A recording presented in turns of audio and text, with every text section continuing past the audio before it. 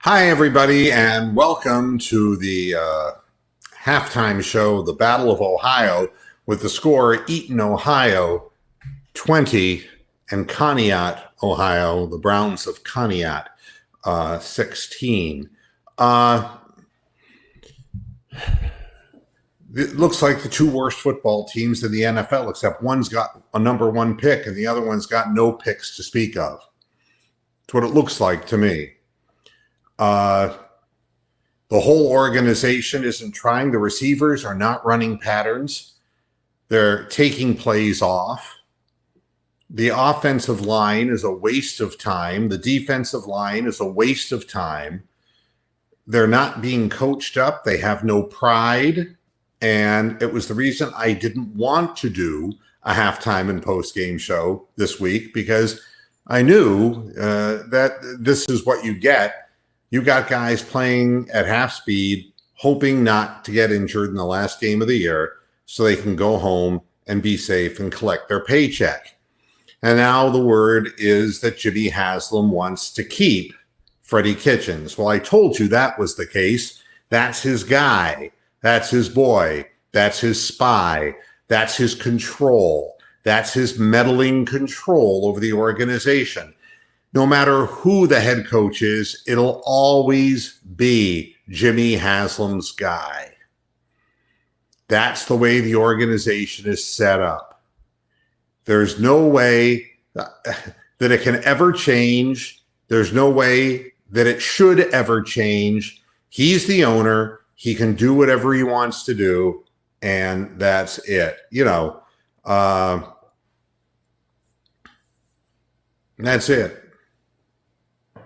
And I see a lot fewer people are watching today, probably because, because I said I wasn't going to do this program, and also because probably very few people are watching this game with any interest anyway. It's just, no, actually it was reported at NFL.com that Jimmy Haslam wants him to stay, Derek. So I'm responding to DF Sports here. So I'll show you what I'm responding to. Yeah, that,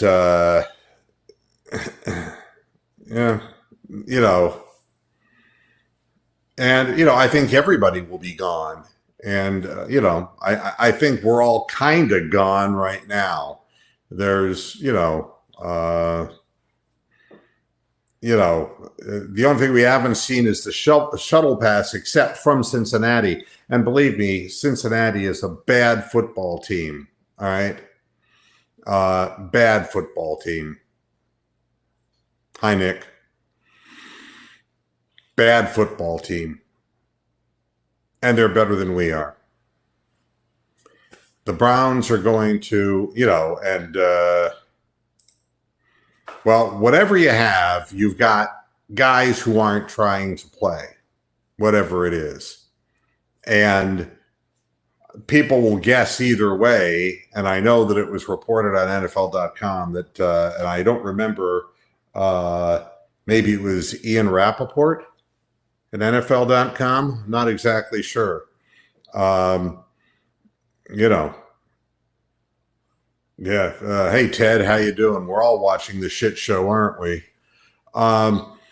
It's not entertaining to watch. I mean, I watched a play where Odell Beckham, kind of trotted to the outside position, took one hop, and didn't even bother running a pattern.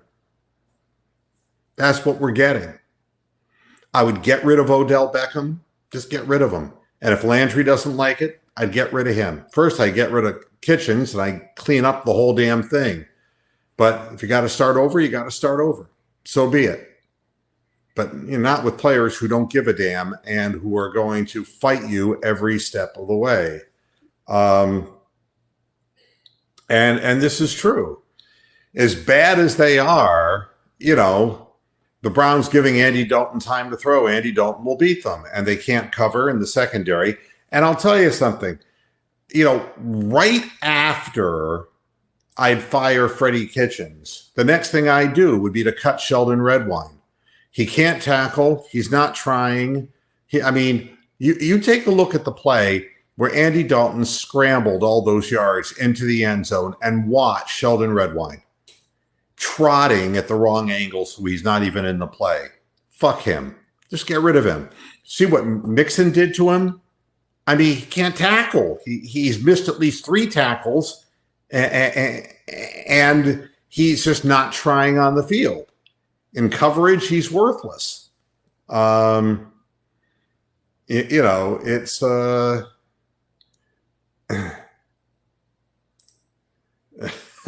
thanks, Wable. Yeah, well, I guess we all have to be known for something, don't we? And yeah,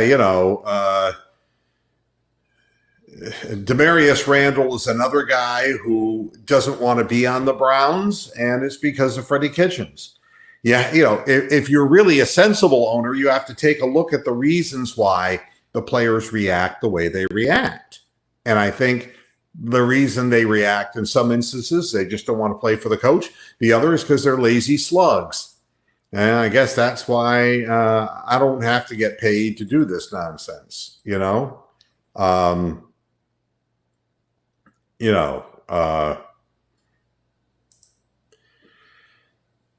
I agree, Derek. None of them care. But the question you ask yourself, I've bought businesses. Believe me, I've taken over radio stations where people had stopped caring, and some of them were caring people, but it just weighed down on them. The previous ownership or management that was in the building just weighed down on them.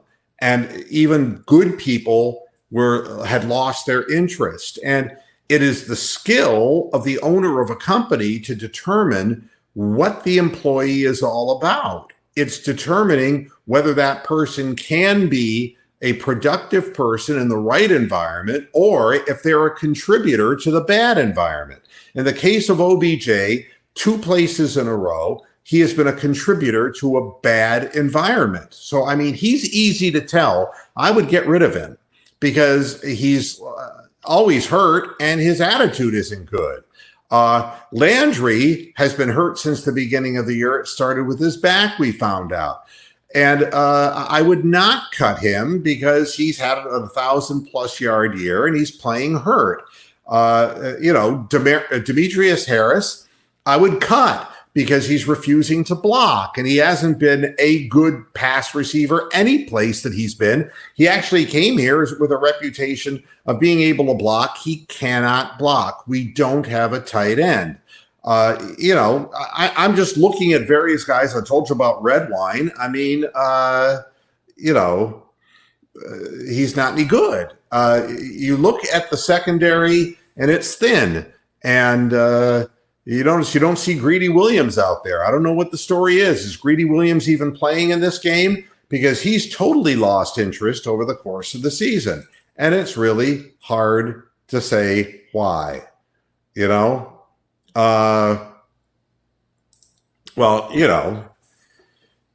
They always have. And that's because it was a real Cleveland Brown who manned the office in Baltimore. And it was the real Cleveland Browns that the city of Baltimore inherited. So it would make sense. We got the minor league clown show put together and pasted together at the last minute. And the real organized organization went to Baltimore. So that shouldn't surprise anybody at all. And nor should this. I mean, Jimmy Haslam will do whatever the worst thing to do is because that's the way it works.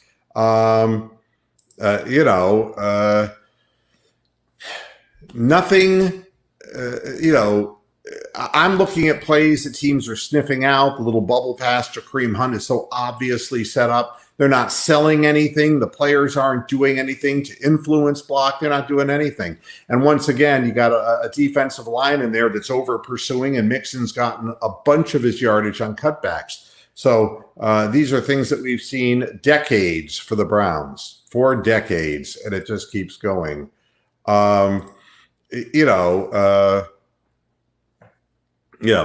So Beckham is fighting food poisoning. Beckham is fighting Beckham. Beckham is fighting the world. Beckham should be fighting somebody somewhere else. I'm tired of the excuses. You spend big money on these guys, And this is the question as to whether Landry has been poisoned by Odell Beckham. And if you do get rid of Odell Beckham, if that will in some way create the rift that will lose Jarvis Landry. So, obviously, the D-line was decent, but the fact is they're not being coached up by Wilkes, and there's no effort. So maybe they're just not good, but I don't see effort either, really. And Miles, who we really kind of got down on, was obviously the guy who was the best of the bunch, and that's not good enough in the NFL. You got to be better than that.